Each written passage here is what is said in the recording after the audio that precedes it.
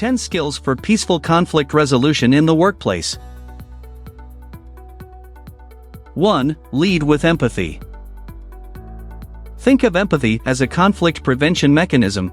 If empathy permeates the workplace, conflicts don't occur as often. When they do, they're easier to manage and de-escalate. Studies show that there's less turnover in companies with leaders who show empathic concern towards their team member. 2. De-escalate with humor. De-escalating with humor can help relieve some tension, and it may be a good way to introduce a new perspective. When you use humor appropriately, it can even pave the way for stronger team connections. When it comes to using humor to de-escalate situations, make sure that you're laughing with your employees and not at them. 3. Clarify goals and define the conflict. It isn't always important to figure out who's right and who's wrong. As a leader, your goal should always be solution-oriented. When approaching the conflicting parties, it's also helpful to define the conflict. In some cases, the conflicting parties may even be upset about completely different issues. 4. Practice active listening. The key to understanding is to actively listen.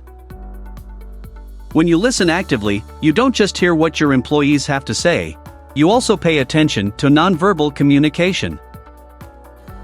You can get a sense of their emotional state from their body language, the tone of their voice, gestures, posture, and facial expressions. Try not to interrupt and give feedback until you're sure the person has said what they needed to say. 5. Regulate emotions. Emotional intelligence is the ability to have self-awareness and understand your own emotions, as well as the emotions of others. It's helpful in managing conflict because it allows you to regulate your heightened emotions and respond in such a way that diffuses the situation. 6. Communicate kindly and clearly. When it's your turn to talk, express your thoughts in a non-threatening manner. Try to avoid adding to the frustration. It can also be helpful to set aside some time for a conflict resolution meeting, during which employees can identify conflicts, understand the other person's point of view, and come up with a plan to resolve the conflict. 7. Facilitate problem solving. Offer opportunities for encouraging collaboration and brainstorming sessions. When you facilitate problem solving, you're also empowering your team to use and develop their conflict resolution skills.